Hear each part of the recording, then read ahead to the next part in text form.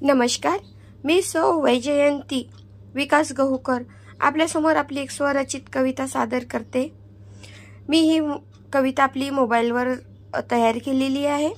मोबाईलमुळे खूप साऱ्या गोष्टी सोयीच्या झाल्या, पण नात्यातून आपण कसं दुरावत चाललेलो आहोत त्याच संदर्भात मी ही कविता लिहिलेली आहे, सादर करते।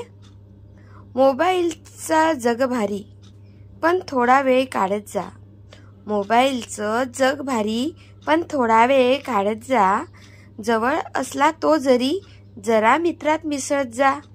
जवळ असला तो जरी जरा मित्रात मिसळत जा। माणूस माणसाला झाला पारखा, नात्याला त्या जपत जा। माणूस माणसाला झाला पारखा, नात्याला त्या जपत जा। कधीतरी आपुलकीने त्यांना पण विचारत जा। कधीतरी आपुलकीने त्यांना पण विचारत जा। मैदानी खेळ झाले बंद, या आठवणी काढत जा।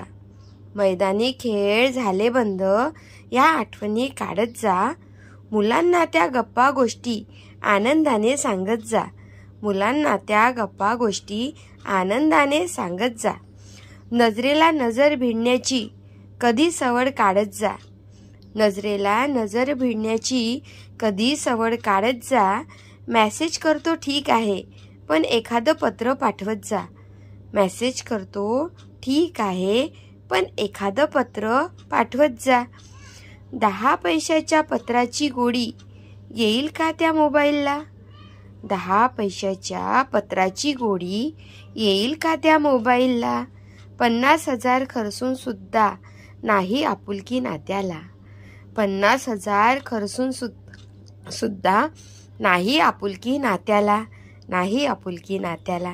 नमस्कार।